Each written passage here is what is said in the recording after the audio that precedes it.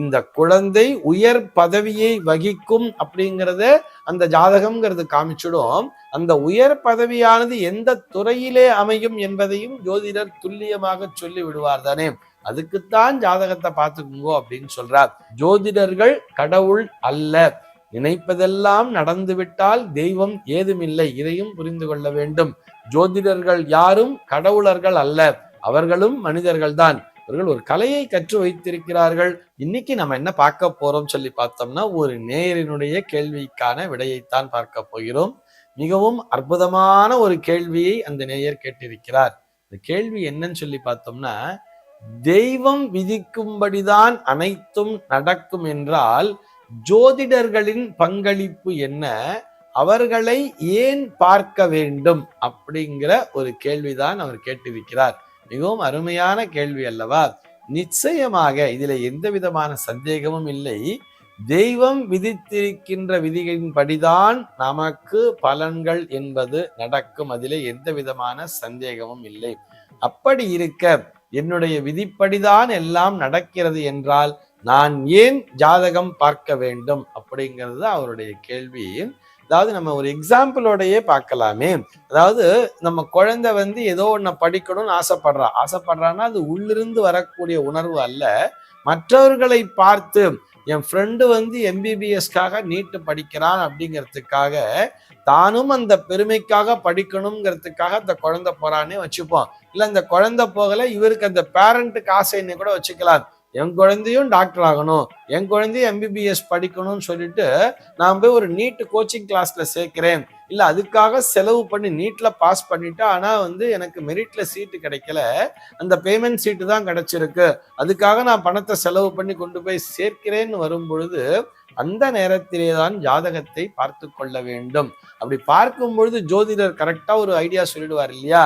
இல்லை ஐயா, உங்களுடைய குழந்தையினுடைய விதி பயன் என்பது இப்படி இருக்கிறது, இந்த குழந்தையினால் மருத்துவராக ஆக முடியாது, நீங்க இங்க பண்ற செலவை அழகா அந்த குழந்தையினுடைய வேற ஏதாவது ஒரு கவர்மெண்ட் எக்ஸாம்ஸ் அந்த மாதிரி ஒரு கோச்சிங் கிளாஸ் போறதுக்கோ, இல்ல ஒரு ஐஏஎஸ் எக்ஸாம் எழுதுறதுக்கோ, ஒரு யூபிஎஸ்சி எக்ஸாம்ஸ் எல்லாம் எழுதுறதுக்கான கோச்சிங் கிளாஸ்ல கொண்டு போய் சேர்த்து விடுங்கோ, அவருடைய ஜாதக பலன் இப்படித்தான் இருக்கிறதுங்கிறத சொல்லிடுவார் இல்லையா?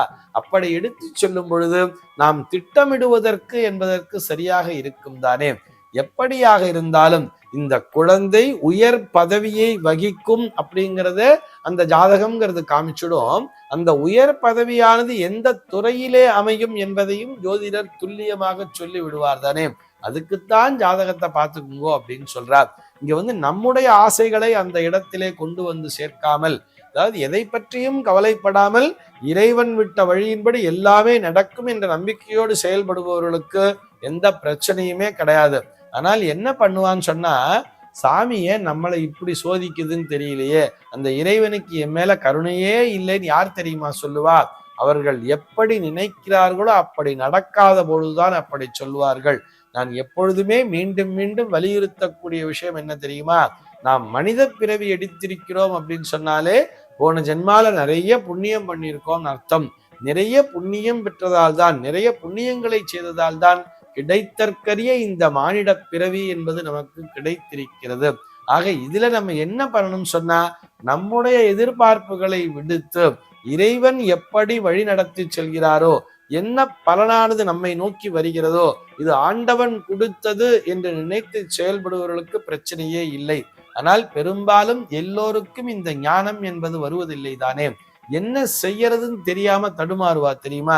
இது ஒரு எக்ஸாம்பிளுக்காக நான் சொன்னேன். குழந்தைய என்ன துறையில சேர்க்கலாம் அப்படிங்கிறத நம்ம பயன்படுத்திக்கலாம்னு. இது குழந்தைக்கு மாத்திரமல்ல, நமக்கே கூட ஒரு மருத்துவ சிகிச்சைன்னு வரும் பொழுது இந்த சிகிச்சையை மேற்கொள்ளலாமா வேண்டாமா?